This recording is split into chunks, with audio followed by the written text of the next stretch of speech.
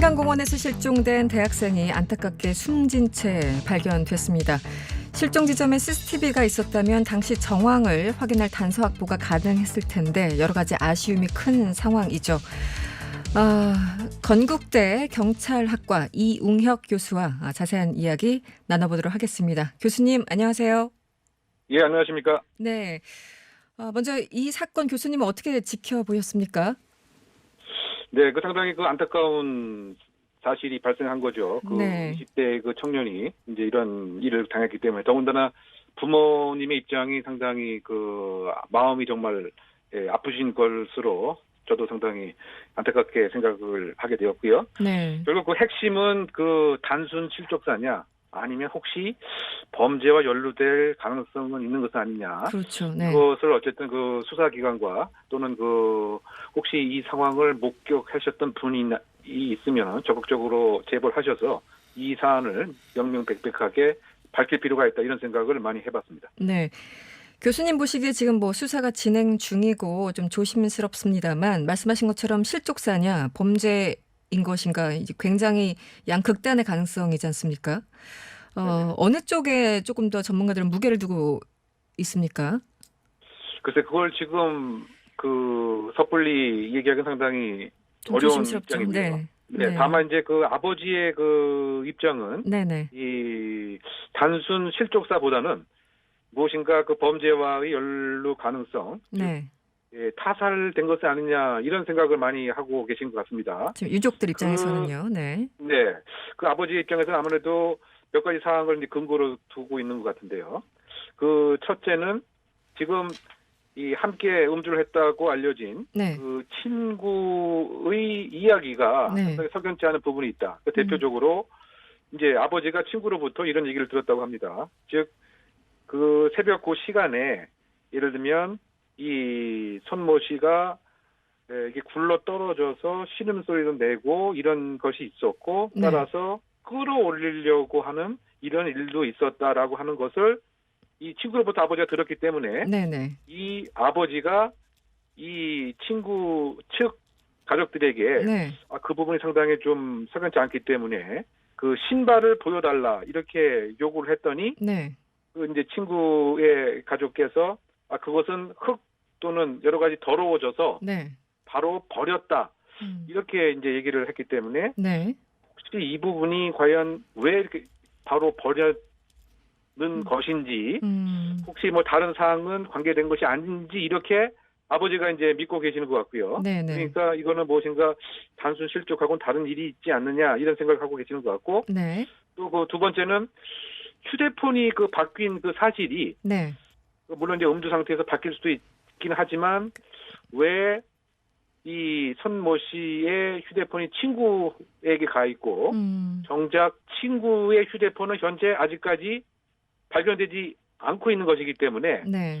이 부분도 석연치 않은 것 같다. 이런 점들 네. 그리고 또 친구가 이를테면 빈소에 아직까지 찾아오지 않았던 점이라든가 네. 또는 변호사를 바로 선임했다 이런 점들이 물론 아버지의 입장에서 상당히 마음이 극단적인 생각을 많이 또 하시는 건 모르겠지만 네. 이런 등에 근거해서 단순 실족사는 아니지 않느냐 이제 이런 생각을 갖고 계신 것 같고요. 네네. 지금 수사도 결국은 이 사안이 단순 실족인지 아니면 범죄 연루된 건지 결국은 당일날 새벽 3시 30분부터 네. 4시 반 5시까지 어떤 일이 있었는가 이 사고가 나게 된 경위가 무엇인가를 밝히는 것. 즉 왜냐하면 새벽 3시 반에 네. 이 친구가 친구의 어머니에게 얘기를 했을 때 전화를 통해서 네네. 지금 이 친구가 자고 있는 듯도 하고 그래서 내가 지금 들어가려고 한다 그렇게 얘기를 하고 어머니는 빨리 들여와라 이렇게 얘기를 했습니다. 그러면 3시 30분에는 어쨌든 친구가 바로 옆에 있었고 또 이 손모 씨 네. 사망한 이 분도 함께 있었던 것은 분명하죠. 그런데 4시 30분에 이 친구가 혼자 나들먹고 부근에서 나오는 모습이 벌어졌기 때문에 네. 그러면 새벽 3시 반부터 이 4시 반 사이에 네. 또는 3시 반을 전후해서 네. 과연 어떠한 경위로 전국적으로 물에 들어가게 됐느냐. 이 사안을 어떻게 이제 수사기관이 밝혀야 될지 그 부분이 이 사망 경위에 이르게 된 실체 진실을 밝히는 중요한 키포인트가 되겠죠. 네. 그 친구의 입장 혹은 친구의 주장에 따르면 어쨌든 1시간 뒤에 4시 반경 다시 일어났더니 친구는 없었다. 뭐 먼저 갔다고 생각하고 핸드폰을 챙겨서 이제 왔다라는 건데 그래서 나중에 CCTV도 그 친구만 이제 찍혀 있는 그런 장면이 지금 그 나오고 있는 거죠. CCTV에서는 어쨌든 한 명만 나오는 것으로. 그렇죠. 네. 네. 지금 뭐 여러 가지 가능성에 대해서 얘기를 하고 있고 또 이제 유족들 입장에서는 타살 가능성에 무게를 두고 있는 그런 상황인데요. 지금 숨진 손정민 씨의 휴대전화 포렌식을 진행한다고 하죠, 경찰은요. 네, 그렇습니다. 이제 그 손정민 씨의 그 휴대폰에 그 어떠한 정보와 내용들이 들어 있는지, 네. 물론 손정민 씨의 그 모친하고 통화한 그 시간이 새벽 1시 50분까지는 있었던 것으로 이렇게 알려져 있는데, 네. 그 이후에 구체적으로 어떠한 영상 또는 어떠한 메시지 등등 또는 그 전후해서 뭐 이런 것들에 관한 포렌식 그 수사를 할 것으로 알려져 있습니다. 네. 그 지금 수심이 얕아서 실종 지점이 수심이 얕아서 실족사 가능성이 낮다라는 의견도 있는데 이제 아주 기술적으로 봤을 때 심야에는 이게 시야가 굉장히 제한되지 않습니까? 그렇죠. 네. 그래서 수심이 얕아도 사망하는 경우는 있는 거죠. 네, 사실은 이제 수심의 깊이와 사실은 뭐 상관없이 네네. 예를 들면 음주한 상태에서 네. 걸려서 넘어진 상태에 예를 들면 제대로 몸을 가누지 못하고 네. 뭐 이런 그 상태로 결국은 익사라고 하는 이러한 결과가 나오는 경우도 왕왕 있습니다. 즉 네. 수심의 높이 높낮이는 네. 높낮이와 사실은 이제 그 상관이 그 없기도 합니다. 네. 근데 그럼에도 불구하고 일단 성인의 입장에서 20cm, 30cm 정도라고 한다면 네네. 설령 넘어졌다고 해도 네. 스스로 의지에 의해서 분명히 이 온전한 쪽으로 행동을 분명히 옮길 법도 한 것인데 네네. 과연 20cm, 30cm의 그 무엇 때문에 그래서 결국은 중요한 것이 이 사망의 그 원인을 정확하게 밝히는 것이 일단 필요할 것 같습니다. 네. 즉 익사인지 네. 아니면 혹시 익사가 아닌 다른 것이 사망의 원인이 됐는지 네. 이것에 그 정밀 부검을 하게 되면 그 원인을 밝힐 수가 있기 때문에 지금 현재 그 간이 부검 결과는 네네. 적어도 지금 몸에 이렇게 얼굴 부위, 귀 부위에서 발견된 자상 2개는 사망의 직접 원인은 아니다라고 평가를 했습니다만. 네, 그 깊게 베인 상처가 발견됐음에도 불구하고 이것은 직접적인 사인은 아니다. 이렇게 지금까지는 얘기를 하고 있죠.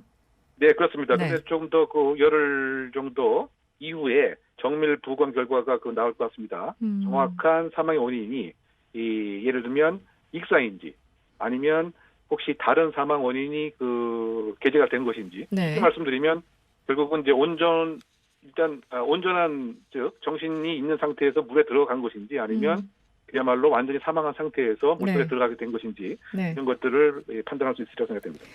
알겠습니다. 지금 가장 안타까운 게 한강에 이제 CCTV가 많이 있을 거라고 막연하게 생각을 했는데 이번에 보니까 이 한강공원에 설치된 CCTV가 많지는 않더라고요. 특히 이제 이번 사건을 그 계기로 봤을 때 공원 진입 나들목과 이게 승강기 쪽에 좀 집중돼 있다 이런 보도들이 있거든요. 교수님은 어떻게 보셨습니까? 네, 사실은 이제 어떻게 보면 이게 CCTV 역설 같은데요. 우리가 이제 그 아침에 집에 나와서 밤에 귀가할 동안 무려 뭐 100회 이상의 CCTV에 나의 영상이 찍힌다고 하지만 정작 이제 이런 곳에는 지금 CCTV가 부족했던 것 같습니다. 수치적으로 보게 되면 그 서울에 일단 한 10,000개 이상의 CCTV가 공공기관 중심으로 있는데 지금 이 한강사업본부 등의 그 통계에 의하면 이 한강공원에 사실 한 400개에서 500개의 CCTV가 설치된 것에 불과한 것 같고요. 한강공원 전체예요. 네, 그것도 사실은 이제 지금 말씀처럼 승강기나 나들목 또는 뭐 선착장, 그쪽에만 집중되어 있는 것이고 지금처럼 공원 전체를 비치는 그런 CCTV는 뭐 한 100개 남짓, 150개 남짓에 이제 불과한 이런 문제가 있습니다. 그러니까 이것이 하나의 사각지대의 문제가 노정이 된 건데요. 네. 저는 기술적으로는 사실상 이러한 이 강변에 가까운 곳에 이런 곳에 CCTV를 설치하기 위해선 통신선도 끌어와야 되고 네. 또는 이제 전기도 끌어와야 되고 네. 또 이 별도의 또 전기선 공사도 해야 되기 때문에 비용이 한마디로 많이 드는 상황이군요. 네, 비용도 많이 들고 이제 물리적 한계가 있어서 네. 그 과거에 이를테면 뭐 제주도에서 그 끔찍한 살해 사건이 발생할 네네. 때도 그럼 공원 안에 아예 산 안에 다 CCTV를 설치하면 어떠냐라고 하는 주장이 있었는데 그건 현실적으로 상당히 어려운 문제죠. 네. 그런 것들이 지금 이 물 가까운 쪽 이런 쪽에는 설치가 안 되어 있는 이런 문제가 노정되고 있죠. 특히 이제 요즘은 한강공원이 날씨가 좋아지면 뭐 남녀노소 불문하고 가서 뭐 놀이하시는 분, 또 음주하시는 분들 새벽까지 이런 분들 굉장히 많지 않습니까? 네. 이 CCTV를 좀 대폭 늘려야 될 것 같은데 어떻게 보십니까? 네, 그 CCTV를 이제 늘릴 필요가 분명히 있습니다. 네. 다만 이제 그 사생활 침해라고 하는 그러한 이익과 네. 또는 안전에 대한 보장이라고 하는 이익, 네. 이것을 이제 비교 형량을 이제 할 필요가 있는데요. 항상 충돌하죠. 또, 네네. 네, 또 중요한 것은 CCTV만 이렇게 물리적으로 설치하거나 달아 넣어서는 그 한계가 있습니다. 뭐냐면 네. 이런 끔찍한 일이 생기는 것을 사전에 막을 수 있는 이런 목적으로 CCTV가 더 필요한 거 아니겠습니까? 그렇죠. 그렇다고 네. 본다면 CCTV에 나타난 여러 가지 수상스러운 또는 위험한 상황을 사전에 또 모니터링을 할 수 있는 이런 모니터 요원도 분명히 따로 있어야 되고요. 네. 또 이 모니터 요원이 이 위기 상황에 네. 바로 연락을 해서 개입할 수 있는 이른바 그 행동 위기 관리 팀도 함께 있어야 됩니다. 네. 그래야 실제적으로 이제 이런 일이 끔찍한 결과가 생기지 않고 사전에 예방하거나 막을 수 있기 때문에 결국 요약하게 되면 CCTV의 물리적 설치 이외에 네. 실제로 사전에 제재할 수 있는 예방 인프라도 함께 만드는 것이 필요하고요. 네. 지금 서울 한강공원에서 이런 일이 생겼지만 네. 사실 어떤 측면에서 보면 전국에 걸쳐서 이와 유사한 그런 물리적 구조가 있는 공원들이 많이 있을 것 같습니다. 그렇죠. 네네. 그렇다 본다면 지금 이 지자체가 이 각 지역에 맞는 그 맞춤형 그 치안 안전 대책을 지금 사실 그 경찰도 지방자치 경찰 제도로 네. 7월부터 곧 시행된다 하니까 이런 것에 미리미리 그 맞춤형 안전 대비를 CCTV의 설치 또 예방 인프라의 알겠습니다. 구축과 함께 네. 할 필요가 있다 이런 생각이 듭니다. 알겠습니다. 오늘 말씀 고맙습니다. 네네. 지금까지 건국대학교 이웅혁 교수였습니다.